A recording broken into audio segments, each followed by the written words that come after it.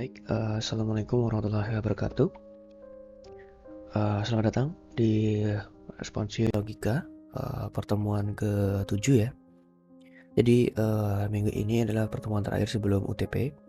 Jadi di pertemuan kali ini kita akan membahas satu materi lagi dan juga ada sedikit kisi-kisi mengenai UTP nanti.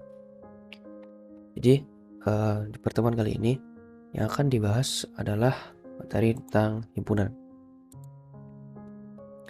Oke, mungkin bersama dia teori bersama Bu Ani itu mungkin sudah dibahas sedikit, dan lebih banyak himpunan ini sudah dibahas di mata kuliah matematika, sehingga di logika ini tidak akan membahas secara detail.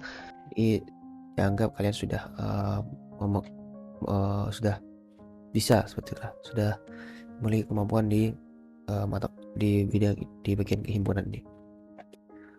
Baik, jadi kita karena sudah dibahas di matematika, kita akan saja langsung masuk ke bagian beberapa bagiannya.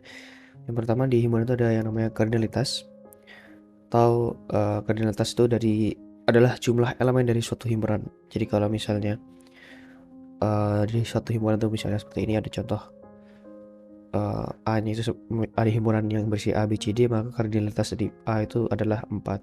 Yang mana kardinalitas dilambangkan dengan tanda garis lurus seperti ini di kanan kirinya, seperti tanda mutlak. Ya, seperti itu. Ini adalah kardinalitas. Kemudian himpunan kosong, ada yang namanya himpunan kosong. Ini adalah himpunan yang memiliki kardinalitas 0, ya, atau simbolnya seperti ini. Itu isinya adalah 0. Jadi dia tidak memiliki anggota sama sekali. Kemudian di operasi himpunan itu ada beberapa operasi himpunan. Yang pertama ada yang namanya irisan atau intersection, yang mana notasi logikanya itu seperti ini. Misalnya kita simpan hasilnya itu ke dalam himpunan C, kita memiliki dua himpunan A dan B, maka irisannya berbentuk seperti huruf N ini atau U terbalik ya. Jadi A ini bacanya A irisan B. Nah, notasi logikanya untuk irisan ini, dan jika itu sudah, jadi kita punya A dan B, kemudian kita mau simpan ke C, maka di sini kita anggap AX itu adalah X adalah anggota A, kemudian BX itu X anggota B, CX itu X anggota C. Jadi untuk semua X, jika X adalah anggota A dan X anggota B, maka X anggota C. Ya, karena irisan itu kondisinya setiap elemen harus ada di A dan harus ada di B. Gitu, jadi menggunakan dan. Jadi jika ada di A dan kemudian ada di B, maka dia adalah anggota C. Namun jika tidak ada di salah satunya, maka dia bukan anggota C. Gitu, semoga bisa dipahami. Yang kemudian ada gabungan atau union, yang mana notasi matematikanya adalah C sama dengan AUB. Ya, sebenarnya bukan O ya, ini gabungan. Cuma bentuknya emang seperti ini. Yang mana notasi logikanya itu untuk semua X, jika X anggota A ataupun X anggota B, maka X anggota C. Jadi kenapa menggunakan atau? Karena ini adalah gabungan dari A dan anggota A dan juga B, sehingga tidak harus ada di keduanya, ataupun hanya boleh di salah satunya, tapi boleh dari keduanya. Dan jika ada nilai yang sama, maka itu kita tulis salah satunya saja, seperti itu. Kemudian ada komplement.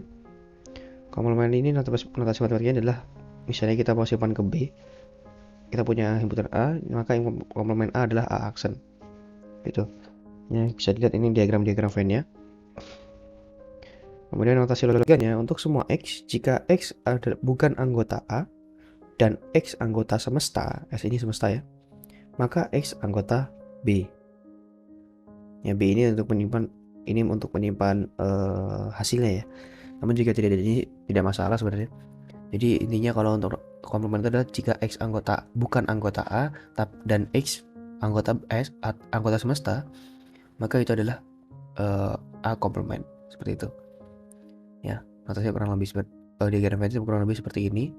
Jadi dia yang di luar lingkaran dari A. Ya, kemudian di sini ada selisih. Yang mana selisih ini adalah kurang lebih dia jika satu X itu anggota A dan X itu bukan anggota B, maka dia adalah disebut sebagai selisih dari A dan B. Nah, di sini misalnya kita akan simpan ke C, hasil dari A selisih dengan B. Notasi logikanya adalah untuk semua X, jika X adalah anggota A dan X bukan anggota B, maka X anggota C. Ini hasilnya gitu ya. Nah, kemudian untuk beda setangkup, ya jadi beda setangkup ini sebenarnya adalah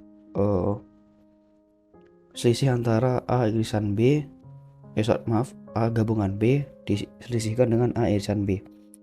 Yang notasi logikanya adalah seperti ini, A simbolnya seperti tanda plus dengan lingkaran B.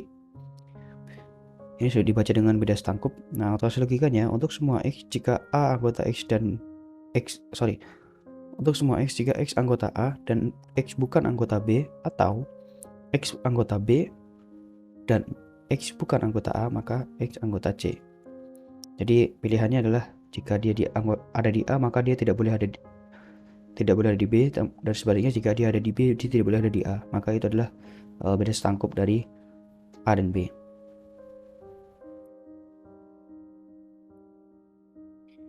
Kemudian di sini ada himpunan bagian. Jadi suatu himpunan A bisa disebut himpunan bagian dari himpunan B. Dan hanya jika seluruh anggota A adalah anggota B. Notasi matematikanya seperti ini, A bagian dari B. Untuk notasi logikanya, untuk semua X jika X anggota A, maka X anggota B, karena sudah pasti semua anggota A itu ada di B, seperti itu ya. Kemudian ada ya himpunan ekuivalen. Suatu himpunan A bisa disebut ekuivalen dengan himpunan B jika dan hanya jika kardinalitas himpunan A sama dengan kardinalitas himpunan B. Maka kurang lebih notasi matematikanya seperti ini, kardinalitas A sama dengan kardinalitas B. Di sini notasi logikanya, A itu ekuivalen dengan B jika dan hanya jika kardinalitas A sama dengan kardinalitas B. Ya, kurang lebih seperti ini. Kemudian ada hukum-hukum himpunan. Hukum-hukum himpunan ini kurang lebih sama seperti hukum-hukum di logika. Ya, bedanya adalah di operatornya saja. Jadi jika sudah kami jelaskan kemarin tentang operator-operator, tadi saya sudah jelaskan tentang operator-operator di himpunan. Nah, ini adalah hukum-hukumnya, ada hukum identitas, hukum nul, hukum komplement, hukum idempoten, hukum involusi, hukum penyerapan, hukum komutatif, hukum asosiatif, hukum distributif, hukum De Morgan. Kemudian ada hukum 0 atau 1. Ini silahkan kalian catat, mungkin kalian sudah dipelajari juga di matematika ya, lebih lengkapnya. Nah, kemudian di sini ada contoh. Buktikan pernyataan berikut dengan menggunakan hukum himpunan. Jadi kita harus membuktikan bahwa pernyataan yang ini yang benar ya. A irisan B gabungan A irisan B aksen sama dengan A gabungan sama dengan A. Nah, ini caranya bagaimana? Yang pertama kita lihat di sini ada B dan B aksen, A-nya juga sama. Artinya kita bisa gunakan hukum distributif. Kita distributifkan, A-nya keluar sehingga menjadi A irisan B gabungan B aksen. Kemudian ada A gabungan U. Ini karena menggunakan hukum komplement. Jadi B gabungan B aksen sama dengan universal. Sehingga A gabungan universal sama dengan A itu sendiri. Ya, hukum identitas. Ini irisannya, A irisan universal. Sehingga terbukti menggunakan dengan hukum-hukum ini bahwa pernyataan yang ini A irisan B gabungan A irisan B aksen sama dengan A. Jadi terbukti ya. Nah, mungkin untuk contoh-contoh lainnya sudah kalian pelajari di matematika, silahkan kalian pelajari lagi. Kemudian kita akan masuk ke kisi-kisi UTP. Jadi untuk beberapa contoh soal untuk UTP minggu depan itu adalah ini ya, ini ada beberapa contoh soal. Ini yang sudah pernah kita pelajari sebelumnya, ditambah nanti akan ada suatu soal mengenai himpunan ya. Jadi yang pertama, buatlah simbol dari logika proposisi berikut. Ya, ini ada kalimat, dia kalian disuruh untuk diberitakan untuk membuat simbol logika proposisinya.